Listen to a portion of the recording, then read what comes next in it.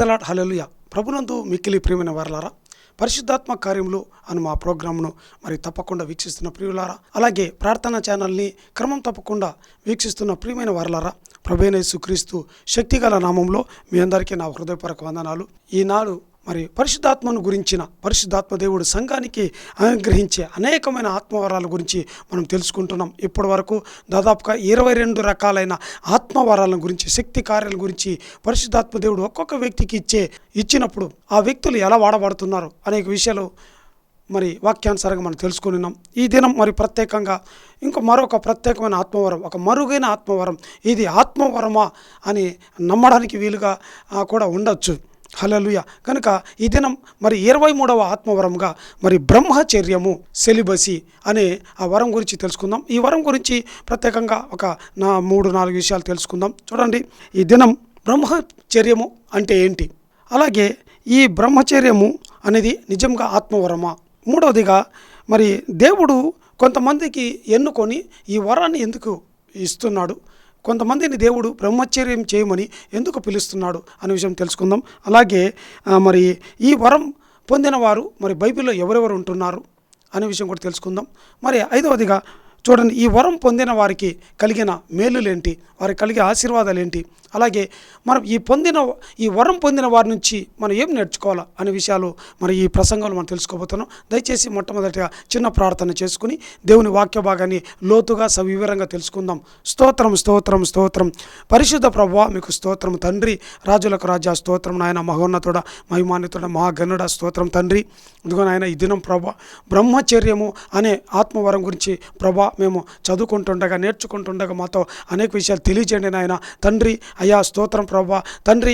ఈ వరం నాయన, ఈ వరం గురించి వినేటప్పుడు నాయన కొందరిని తండ్రి ఈ వరంలోనికి ప్రభా కొందరిని పిలవండి నాయన, పేరు పెట్టి పిలవండి తండ్రి. అలాగే నాయన, ఒకవేళ ఎవరైనా ఈ వరం కలిగిన వారు ఈ ప్రోగ్రాం చూస్తున్నట్లయితే తండ్రి, వారు కూడా ఇంకా నాయన ఈ వరం గురించి ఇంకా అనేక విషయాలు తెలుసుకొని తండ్రి ఇంకా లోతుగా నమ్మకమైన పరిచర్య జరిగించడానికి అయ్యా కృప దయచేయి తండ్రి. నిజంగా నేను అల్పుడను, అయోగ్యుడను ప్రభా, నాకు ఏ యోగ్యత లేదు ప్రభా, అయినప్పటికీ నాయన తండ్రి మీరు ఇచ్చిన పిలుపును బట్టి, మీ ప్రణాళిక చొప్పున తండ్రి అయ్యా నీవు ఇదిగో ప్రభా ఈ దినం ఈ వాక్యం వినడానికి సిద్ధపరిచిన వీరితో మాట్లాడడానికి నన్ను సాధనంగా బూరగా వాడుకొని వేడుకుంటూ యేసయ్య ఘనమైన నామములో అడిగి వేడుకుంటూ ప్రార్థిస్తున్నాం పరమ తండ్రి, ఆమేన్. హల్లెలూయా.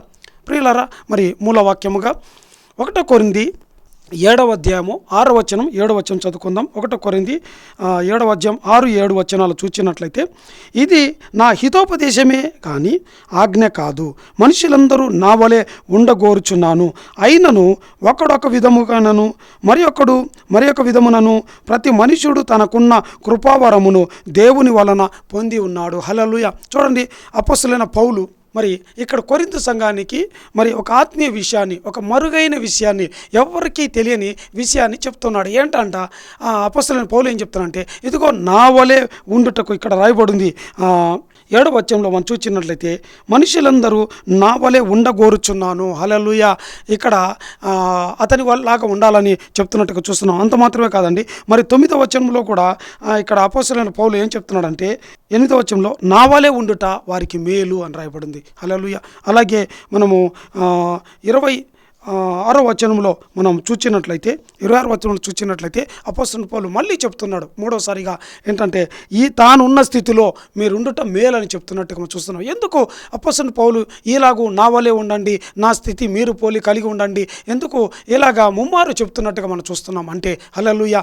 చూడండి, దానికి చాలా ప్రాముఖ్యత ఉంది, చాలా ప్రాధాన్యత ఉంది. ఏంటంటే, ఆనాడు కొరింథు సంఘములో మరి ఆ సమాజంలో, ఆ సంఘములో, కొరింథు పట్టణంలో అపొస్తలుడైన పౌలు వివాహం గురించి, పరిశుద్ధతను గురించి, పవిత్రత గురించి, అలాగే బ్రహ్మచర్యం అంటే పెళ్లి కాని స్థితిని గురించి మరి అనేక విషయాలు నేర్పిస్తూ మీరు ఇలాగా మరి తన వలె ఉండాలని కోరుతూ, ఇంకా ఏంటంటే మరి ఆనాటి సంఘానికి మరి ఆ సంఘం చుట్టూ ఉన్న పరిస్థితులు, మరి కొరింథు సంఘంలో ఉన్నటువంటి చుట్టూ ఉన్న ప్రపంచము పరిస్థితులన్నిటినీ చూచి మీరు వాటిలో లోను కాకుండా మీరు వేరై మరి నాలాగా జీవించండి. ఇంకా ఏంటంటే ఆ కొరింథు పట్టణంలో అనైతిక వారి పరిస్థితులు ఉంటుండగా మరి వాటికి మీరు లోను కాకుండా వాటిని ఎదిరించి వాటిని ఎదిరించి మీరు ప్రభువైన యేసుక్రీస్తు వారికి సాక్షిగా ఉండి జీవించాలని ప్రేమతో మరి అపోస్తలుడైన పౌలు కొరింథీ సంఘానికి తెలియజేస్తున్నట్టు చూస్తున్నాం. అయితే చూడండి, ఇక్కడ అపోస్తలుడైన పౌలు ఈ బ్రహ్మచర్యం గురించి తనలాగా ఉండాలని మరి కొరింథీ సంఘానికి ఎందుకు చెప్తున్నాడు? ఏంటి ఆనాటి ఉన్నటువంటి విపత్కరమైన పరిస్థితులు, ఎందుకు కొరింథీ సంఘంలో అనైతికమైనటువంటి పరిస్థితులు ఉన్నాయని ఎందుకు చెప్తున్నాడంటే, చూడండి ఇక్కడ బ్యాక్గ్రౌండ్ విషయాలు కొన్ని తెలుసుకుందాం. అవి మీరు విన్నప్పుడు, ఒకవేళ ఎప్పుడు విని ఉండకపోయి ఉండొచ్చు, విన్నప్పుడు చాలా ఆశ్చర్యం వేస్తుంది. హల్లెలూయా.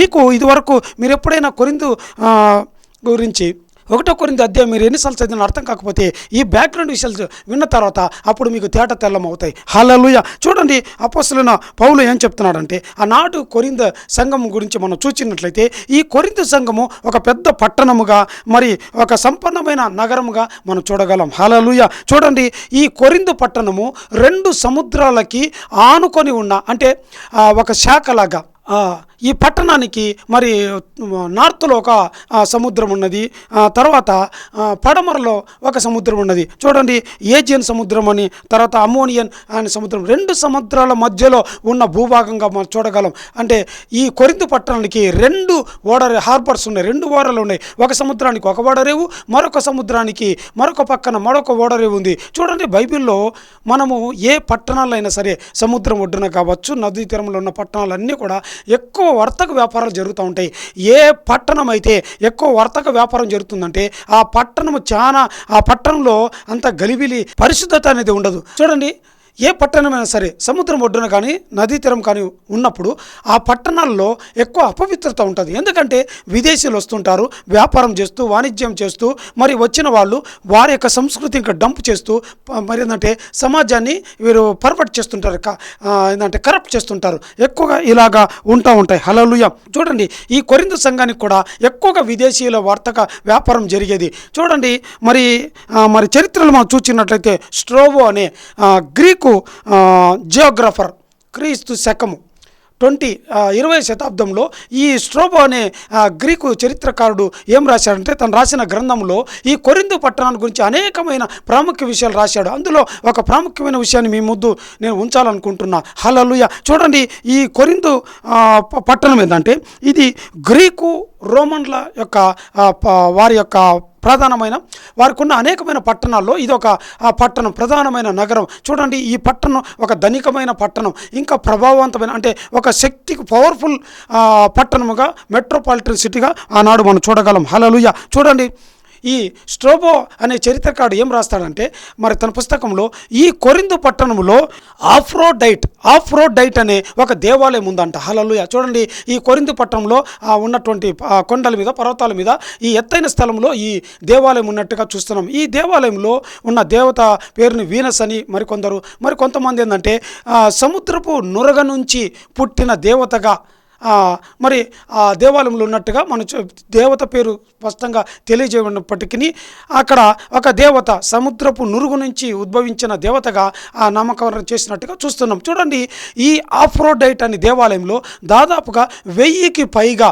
దేవదాసీలు ఉంటున్నారండి. అంటే స్త్రీలు పూజారులుగా ఉంటున్నారు. ఈ స్త్రీలు ఏం చేస్తారంటే ఆ మందిరంలోకి వచ్చిన పురుషులతో శారీరకంగా కలుసుకొని అపవిత్రమైన కార్యాలు చేసేవాళ్ళు, వ్యభిచారం చేసేటటువంటి వారు. హల్లెలూయా. చూడండి, ఇది అక్కడ దేవాలయంలో ఒక పవిత్రమైన కార్యంగా మరి జరిగించేవారు. అందుకే చూడండి, మరి చాలా పాపులర్గా ఉండేది ఆనాటి రోమన్ సామ్రాజ్యంలో, రోమన్ పట్టణాలన్నింటిలోకెల్లా ఈ కొరింథీ పట్టణం ప్రఖ్యాతలుగాంచింది. అందుకే రోమన్ సామ్రాజ్యం నుంచి అనేక మంది వర్తక వ్యాపారం రీతిగా మరి ఈ ప్రాంతానికి వచ్చినప్పుడు ఈ మందిరానికి వెళ్ళి వారికి, అంటే వారి దృష్టిలో పవిత్ర కార్యంగా తలంచి వారు ఆ పనులు చేసేటటువంటి వారు. ఇలాగా చూడండి, సమాజంలో ఈ ఒక అనైతికమైన పరిచర్య ఉన్నట్టుగా అపోస్తలుడైన పౌలు, అందుకే చూడండి 1 కొరింథీ 3:16 చూస్తే మీ దేహము దేవుని ఆలయం ఉన్నదని మీరు ఎరుగరా, ఎవడైతే దేవుని ఆలయాన్ని పాడు చేస్తారో దేవుని వాడు పాడు చేస్తాడని చెప్తున్నారు. హల్లెలూయా. అంత మాత్రమే కాదు, మళ్ళీ కొరింథీ సంఘానికి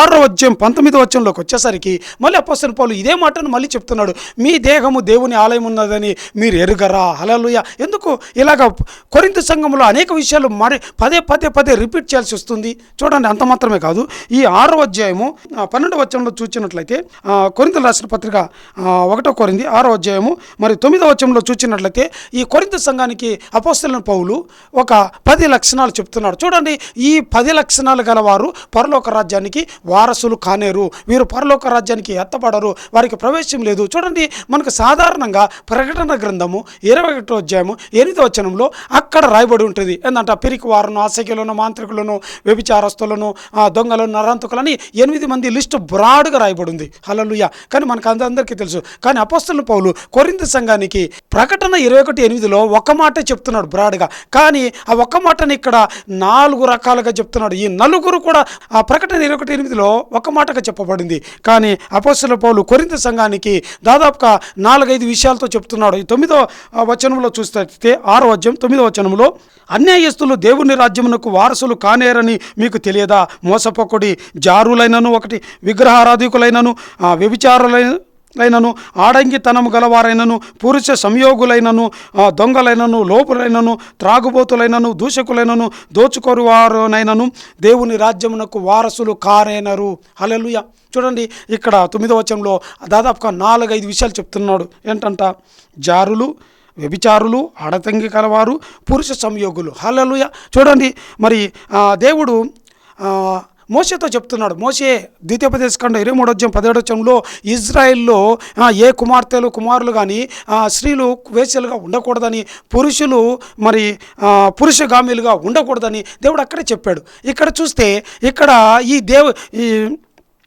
ఆఫ్రోడైట్ అనే మందిరంలో చూస్తే స్త్రీలు అలాగా దేవుడు చెప్పిన మాటకి విరుద్ధంగా ఇక్కడ ఉంటున్నారు. అలాగే పురుషగామిలుగా ఉంటున్నారు. హల్లెలూయా. ఎక్కడ ఉంటున్నారు? బైబిల్లో చూస్తే ఏలి కుమారులు చేసే పని ఇదే. హల్లెలూయా. దేవుని మందిరంలోకి వచ్చినప్పుడు ఇక్కడ చూడండి, ఈ దేవాలయంలో 1000 మంది దేవదాధీశులు ఉంటున్నారు, పవిత్రమైన ఆచారంగా అక్కడ ఉంది. కానీ ఏలి కుమారులు దేవుని మందిరంకి వచ్చిన స్త్రీలతో అపవిత్ర కార్యాలు చేస్తున్నట్టుగా చేస్తున్నారు. దేవుడు ముందుగానే మోషేతో హెచ్చరించి ఉన్నాడు. ద్వితీయోపదేశకాండం 23వ అధ్యాయం 17వ వచనంలో. హల్లెలూయా. సరే, ఈ విధంగా ఈ కొరింథీ పట్టణంలో ఇలాంటి ఆచారం చాలా ప్రాచుర్యంలో ఉన్నట్టుగా మనం చూస్తున్నాం. అంత మాత్రమే కాదు, ఈ కొరింథీ పట్టణము గ్రీకు రోమన్లకు సంబంధించిన ప్రాంతంగా, ఈ గ్రీకుల ఆచారము, రోమన్ల సంస్కృతి, విగ్రహారాధన విపరీతంగా మరి హెచ్చు మీరిపోయినట్టుగా మనం చూస్తున్నాం. ఇలాంటి విపత్కర పరిస్థితుల్లో అపోస్తలుడైన పౌలు ఏం చెప్తున్నారంటే, పరిశుద్ధత కలిగి ఉండాలని, పవిత్రత కలిగి ఉండాలని, మీ దేహము మరి పరిశుద్ధమైన దేవుని ఆలయమని గుర్తించండి. ఇదిగో నా వలె మీరు ఉండి ఈ వరం పొంది మీరు దేవునికి ఇష్టమైన నమ్మకమైన పాత్రలుగా ఉండి దేవుని పరిచర్య నమ్మకంగా చేయాలని మరి కొరింథీ సంఘంలో హెచ్చరిస్తున్నట్టుగా మనం చూస్తున్నాం. హల్లెలూయా. సరే, ఇంట్రడక్షన్ తెలుసుకున్నాం. అయితే ఇప్పుడు బ్రహ్మచర్యం అంటే ఏంటి అనే విషయం తెలుసుకుందాం. చూడండి, బ్రహ్మచర్యం అంటే ఇంగ్లీష్లో సెలిబసీ అని రాయబడి ఉంది. బ్రహ్మచర్యం అంటే చూడండి, ఇది బైబిల్ పదం అయితే కాదండి. దయచేసి గుర్తుపెట్టుకోండి. బ్రహ్మచర్యం అనేది బైబిల్ వర్డ్ కాదండి. ఇది మన దైనందిక భాషలో, మన వాడుక భాషలో మనము ఉపయోగించుకునే పదం బ్రహ్మచర్యం అని. చూడండి, బైబిల్లో ఈ పదం లేదు, కానీ దీనికి సమాంతరమైన అంటే సినానిమ్స్ లాంటివి సమాంతరమైన పదాలుగా మనం ఎన్నో ఉన్నట్టుగా మనం చూస్తున్నాం. చూడండి, ఉదాహరణకు చూసినట్లయితే అవివాహితుడు, పెండ్లి కానివాడు, తర్వాత ఏకాంగులు, అలాగే ఒంటరైన వాడు, ఆత్మత్యాగి, అలాగే ఆత్మ నిగ్రహం కలిగిన వారు, ఇలాగా ఇంకా అంటే తమ్మును తాము నపుంసకులుగా చేసుకున్నవారు, ఇంకా చూసినట్లయితే దేవుని సేవకు తమ్మును తాము పూర్తిగా అంకితం చేసుకున్న వాళ్ళని, ఇంకొక మాటలో చెప్పాలంటే స్త్రీ సాంగత్యం ఎరుగని వారని, అలాగే పరిశుద్ధతను పవిత్రతను కలిగిన వారని, ఇలాగ బైబిల్లో అనేకమైన నానాక అర్థాలు ఉన్నట్టుగా మనం చూస్తున్నాం. అయితే బ్రహ్మచర్యం అంటే ఒక వ్యక్తి తన జీవితాన్ని దేవునికి అంకితం చేసి వివాహం చేసుకోకుండా ఏంటంటే తన సమయాన్ని, తన శక్తిని, తన బలాన్ని, తన భక్తిని పూర్తిగా దేవుని పనుల కొరకే వినియోగించటం, దేవుని పనుల కొరకే ఉపయోగపడే ఈ సేవా పరిచర్యని, ఈ సేవా ధర్మాన్ని బ్రహ్మచర్యం అంటాం. హల్లెలూయా. చూడండి, ఈ బ్రహ్మచర్యం అనేది మరి భారమైనది కాదు, కానీ ఇది దేవుని యొక్క అతి ఉన్నతమైన సేవా పిలుపుగా మనం చూడగలం. హల్లెలూయా. హల్లెలూయా. ఇంకొక ప్రాముఖ్యంగా చెప్పాలంటే బ్రహ్మచర్యం అంటే దేవుని రాజ్యం కొరకు ఒక వ్యక్తి ఏంటంటే పెళ్లి చేసుకొని స్థితిని బ్రహ్మచర్యం అంటాం. హల్లెలూయా. సరే, అర్థం తెలుసుకున్నాం. అయితే ఈ బ్రహ్మచర్యం అనేది ఒక ఆత్మ వరమా, ఆత్మ కృపవరాల ఒకటా అంటే అవునండి, ఎస్. బ్రహ్మచర్యం అనేది ఇది పరిశుద్ధాత్మ ఇచ్చే సంఘానికి ఒక్కొక్క వ్యక్తులకి ఇచ్చే ఆత్మవరాలు ఒకటి, మరుగైన వరము. చూడండి, మరి బైబిల్లో అనేక వరాలు ఉంటున్నాయి, కొన్ని మరుగుగా ఉంటున్నాయి, మనకు కనపడవు. హల్లెలూయా. మనము గుర్తించేంతవరకు కానీ మనం గ్రహించలేం. అలా అనేకమైన వాటిల్లో ఈ బ్రహ్మచర్యం అనేది ఒక మరుగైన కృపావరంగా మనం చూడగలం. హల్లెలూయా. చూడండి, అయితే ఈ బ్రహ్మచర్యం అనేది వివాహ వ్యవస్థకు వ్యతిరేకమైందా అంటే నో. చూడండి, వివాహ వ్యవస్థకు ఇది వ్యతిరేకం కాదు. చూడండి, మరి ఆదికాండము 2వ అధ్యాయము 24వ వచనంలో దేవుడు అంటున్నాడు, పురుషుడు తన తల్లిదండ్రులను విడిచిపెట్టేసి తన భార్య అయిన స్త్రీతో మరి హత్తుకొని మరి వారు ఏకమై ఉంటారని అక్కడ రాయబడినట్టుగా చూస్తున్నాం. అలాగే అపోస్తలుడైన పౌలు మరి హెబ్రీయులకు రాసిన పత్రిక 13వ అధ్యాయం 4వ వచనంలో వివాహం అన్ని విషయాల్లో ఘనమైనదని చెప్తున్నాడు. హల్లెలూయా. చూడండి, ఇది వివాహ వ్యవస్థకు వ్యతిరేకం కాదు, కానీ దేవుడు కొందరిని ప్రత్యేకంగా ఈ వరము కొందరికి అప్పగిస్తాడు, కొందరికి వరం ఇచ్చి కొందరిని పిలుస్తున్నట్టుగా మనం చూస్తూ ఉన్నాం. హల్లెలూయా. చూడండి, అపోస్తలుడైన పౌలు మరి 1 కొరింథీ 7వ అధ్యాయం 7వ వచనంలో మనం చూసినట్లయితే ఇక్కడ అపోస్తలుడైన పౌలు అంటున్నాడు, హితోపదేశమే కానీ అంటే ఇది ఒక ఉచిత సలహానే కాకుండా మాత్రమే కానీ ఇది ఆజ్ఞ కాదని చెప్తున్నాడు. అంత మాత్రమే కాదు, మనుషులందరూ నా వలె ఉండగోర్చున్నాను, అయినను ఒకడొక విధమునను మరి ఒకడు మరొక విధమునను ప్రతి మనుష్యుడు తనకున్న కృపావరమును దేవుని వలన పొంది ఉన్నాడు. అంటే ఇతను కలిగి ఉన్న ఈ స్థితి దేవుడి ద్వారా పొందిన ఒక కృపావరంగా, ఇది పరిశుద్ధాత్మ దేవుడు తనకిచ్చిన ఆత్మవరంగా ఇక్కడ వివరిస్తున్నట్టుగా మరి ఎక్స్ప్లెయిన్ చేస్తున్నట్టుగా మనం చూస్తున్నాం. హల్లెలూయా. అయితే ప్రభువైన యేసుక్రీస్తుల వారు కూడా మరి ఇలాగే మరుగుగానే చెబుతున్నారు. ప్రభువైన యేసుక్రీస్తుల వారు కూడా చూడండి, మత్తయి రాసిన సువార్త మరి 19వ అధ్యాయము మరి 11వ వచనంలో మనం చూసినట్లయితే ప్రభువైన యేసుక్రీస్తుల వారు కూడా ఇదే విషయాన్ని మరి చెప్తున్నట్టుగా చూస్తున్నాం. 11వ వచనంలో, అందుకు ఆయన అనుగ్రహము నొందిన వారు తప్ప మరి ఎవరు ఈ మాట అంగీకరింప నేరరు. హల్లెలూయా. చూడండి, అనుగ్రహము పొందిన వారని ఇక్కడ రాయబడింది. తెలుగులో అయితే అనుగ్రహము పొందిన వారని రాయబడి ఉంది. హల్లెలూయా. కానీ ఇంగ్లీష్ వర్షన్లో అయితే ఒక ISV Bible, international standard version అనే బైబిల్లో ఇక్కడ అనుగ్రహం అనే పదానికి అక్కడ సెలిబసీ అని రాయబడి ఉంటుంది. హల్లెలూయా. అంటే బ్రహ్మచర్యము. హల్లెలూయా. అయితే మరికొన్ని ఇంగ్లీష్ ట్రాన్స్లేషన్స్ అంటే బైబిల్ని వ్యాఖ్యానం ఇంగ్లీష్ ట్రాన్స్లేషన్స్ బైబిల్లో ఏంటంటే ఈ బ్రహ్మచర్యము ఈ ఆత్మవరాన్ని గురించి గిఫ్ట్ ఆఫ్ కంటినెన్స్ అని రాయబడి ఉంది. కంటినెన్స్ అంటే ఆత్మ నిగ్రహము, సెల్ఫ్ కంట్రోల్, ఏంటంటే మరి నిగ్రహించుకునే శక్తినిగా మరి బైబిల్ ట్రాన్స్లేషన్లో రాయబడినట్టుగా మనం చూస్తున్నాం. హల్లెలూయా. చూడండి, ఇక్కడ ప్రభువైన యేసుక్రీస్తుల వారు ఇదే అధ్యాయంలో మరొక విషయాన్ని చెప్తున్నాడు. చూడండి, ఈ బ్రహ్మచర్యం అనేది ఒక వరంగా ఉంటుంది. ఈ గిఫ్ట్ ఆఫ్ కంటినెన్స్ అని గురించి ప్రభువైన యేసుక్రీస్తుల వారు చెప్తున్నాడు, ఇక్కడ వివరిస్తూ ఉన్నారు. చూడండి, 12వ వచనంలో మనం చూసినట్లయితే తల్లి గర్భమునందు పుట్టినవారు 3 రకాలుగా ఉంటారంట. ఒకటి నపుంసలుగా పుట్టినవారు, ఏంటంటే నపుంసకులుగా చేయబడిన వారు. మూడవది ఏంటంటే పరలోక రాజ్యము నిమిత్తము తమ్మును తామే నపుంసకులుగా చేసుకొనిన వారిని మనం చూడగలమని ప్రభువైన యేసుక్రీస్తు వారు చెప్తున్నాడు. ఇక్కడ 3వ కేటగిరీ అంటే పరలోక రాజ్యం కొరకు తమ్మును తామే అంటే ఈ శరీరేచ్ఛలను త్యజించిన వారు, ఆత్మ నిగ్రహం కలిగిన వారు, ఈ శరీర కార్యాలను పక్కన పెట్టేసి దేవుని కొరకు భక్తి చింత కలిగిన వారు, ఇది ఏంటంటే ఈ వరం పొందిన వారు మాత్రమే ఇలా ఉండగలరు. హల్లెలూయా. హల్లెలూయా. కనుక చూడండి, గిఫ్ట్ ఆఫ్ కాంటినెన్స్ని సెల్ఫ్ కంట్రోల్ అంటాం. చూడండి, బైబిల్లో మరి ఆత్మ నిగ్రహం అని రాయబడి ఉంటుంది. ఇంకా కొన్ని చోట్ల అంటే స్వస్థ బుద్ధి అని రాయబడి ఉంది. చాలామంది అనుకుంటే స్వస్థత బుద్ధి అంటే స్త్రీలు స్వస్థత బుద్ధి కలిగి ఉండాలంటే స్వస్థత కొరకు చేసే ప్రార్థన అలాంటి శక్తి కలిగి ఉండాలనుకుంటారు. నో. స్వస్థత బుద్ధి అంటే స్వస్థత కొరకు చేసే ప్రార్థన కాదండి. ఆల్రెడీ నా యూట్యూబ్ ఛానల్లో మీరు చూసినట్లయితే స్వస్థత బుద్ధి అంటే ఏంటని ఒక షార్ట్ కూడా చెప్పి ఉన్నాం. దయచేసి దాన్ని ఫాలో అవ్వండి, చూడండి, మీకు అనే విషయాలు తెలుస్తాయి. స్వస్థత బుద్ధి అంటే ఇదే, ఈ బ్రహ్మచర్యం గురించే. హల్లెలూయా.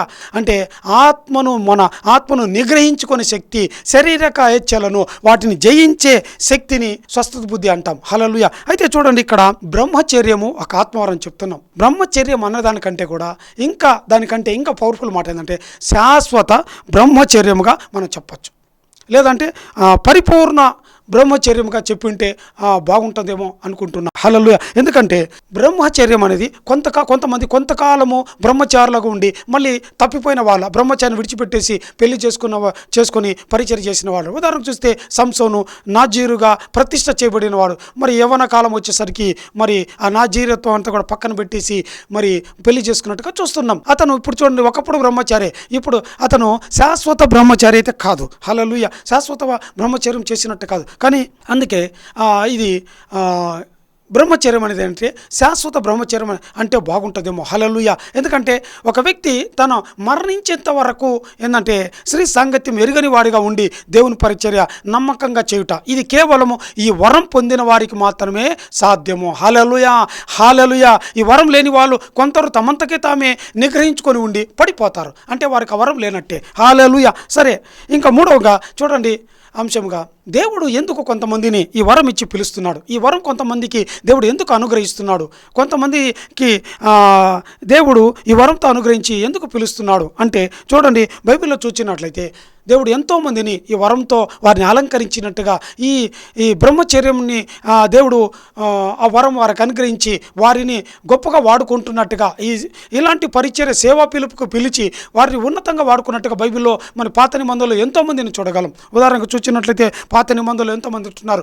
యిర్మీయా ప్రవక్త కావచ్చు, ఏలియా కావచ్చు, ఎలీషా కావచ్చు, దానియేలు కావచ్చు, మరి ఆమోసు, యోనా, నహుము, హబక్కు, జఫన్యా, అలాగే మరి జకర్యా, ఓబద్య, మలాకి, వీరందరూ కూడా బ్రహ్మచర్యం చేసిన వారు. వీరెవరు పెళ్లి చేసుకోలేదండి. అలాగే మరి పెళ్లి చేసుకున్న ప్రవక్తల్లో కొంతమంది ఉంటున్నారు.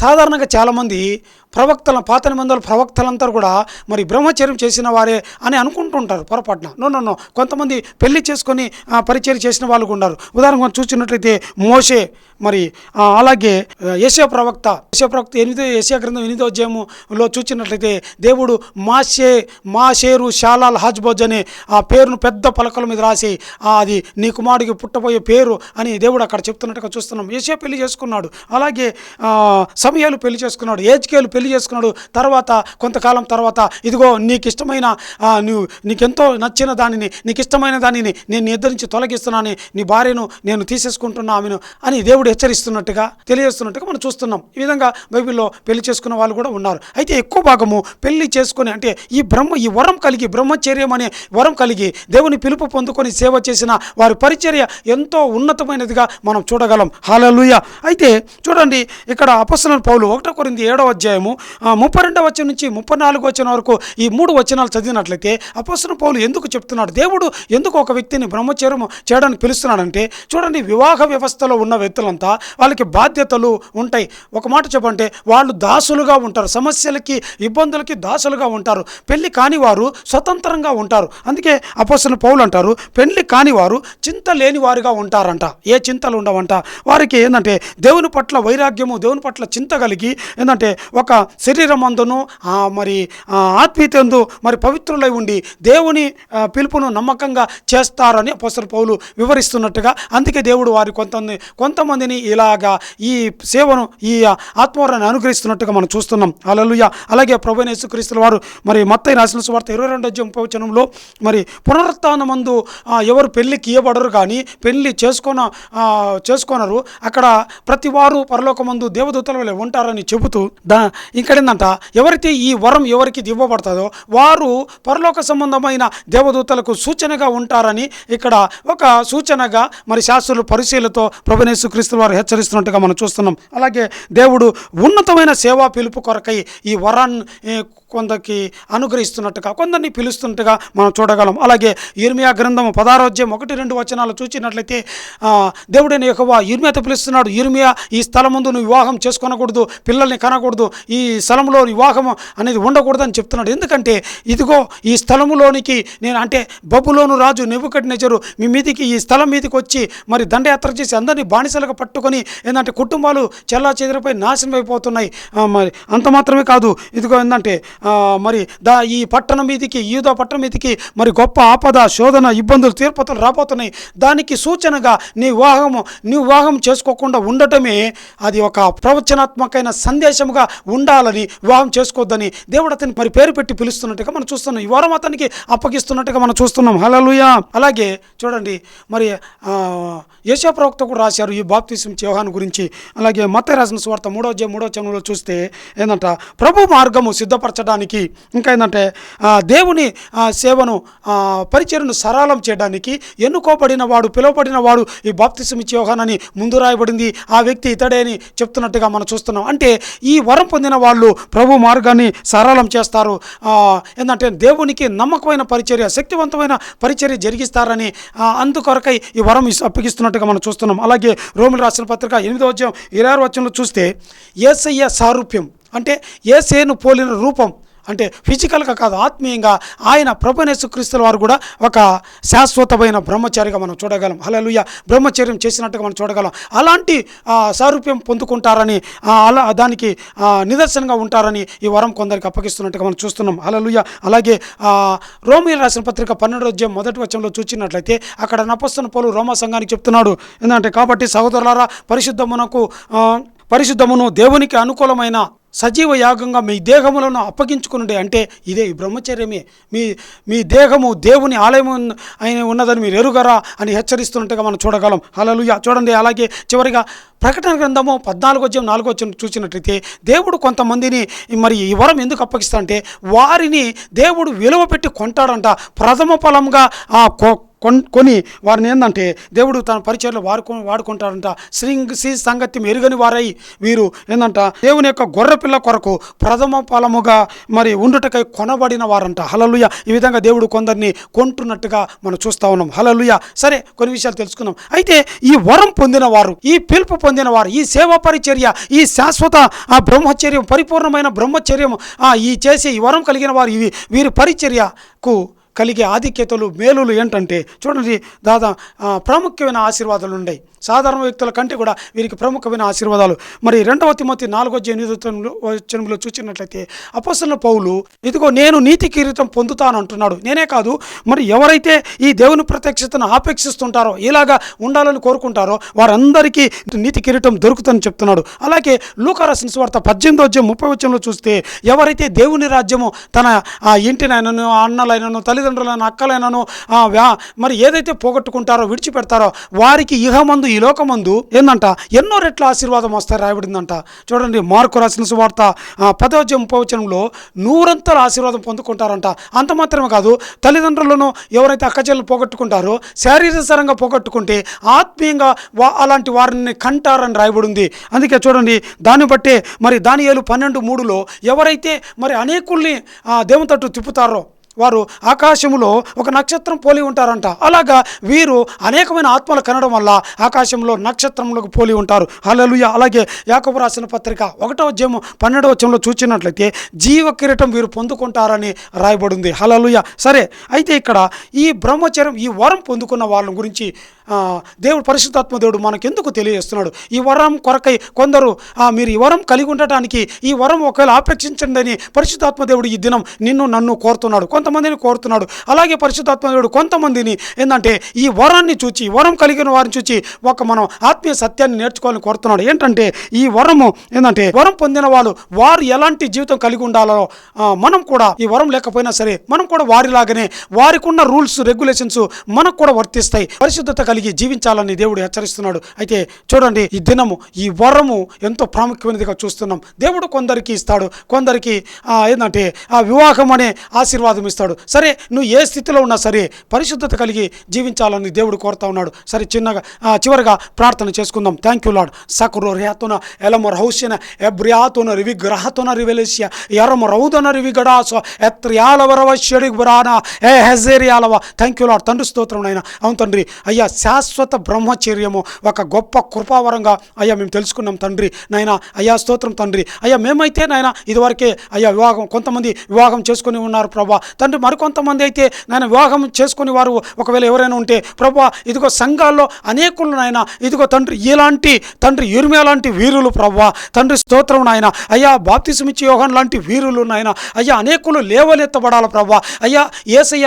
మీకు సారూప్యంగా అనేకులు కొంతమంది సంఘాల్లో లేవనెత్తబడాల ప్రభా. అయ్యా కొందరిని నాయన ఈ వరం ఇచ్చి నాయన వాడుకోనండి నాయన తండ్రి స్తోత్రం తండ్రి. దేవా స్తోత్రం ప్రభా. అయ్యా ఈ వరం పొందిన వారు ఉన్నతమైన అయ్యా ఇదిగో తండ్రి అయ్యా స్తోత్రం ఆశీర్వాదాలకు పాత్రులుగా ప్రభా ఎంచబడిన వారిగా మేము చూస్తున్నాం తండ్రి. అయ్యా ప్రథమ ఫలంగా కొనబడిన వారిగా మేము తెలుసుకుంటున్నాం తండ్రి. దేవా స్తోత్రం తండ్రి. అయ్యా సంఘాల్లో అనేకుల్ని ఈ వరం ఇచ్చి వాడుకోనండి ప్రభా. అనేకుల్ని లేవనెత్తండి ప్రభా. అనేకులు అయ్యా యోగానులు కావాలా ప్రభా, యిర్మీయాలు కావాలా ప్రభా తండ్రి స్తోత్రం నాయన.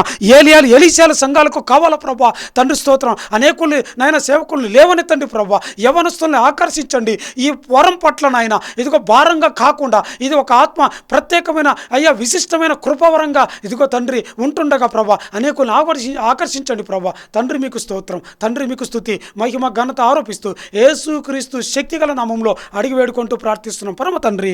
ఆమేన్. హల్లెలూయా.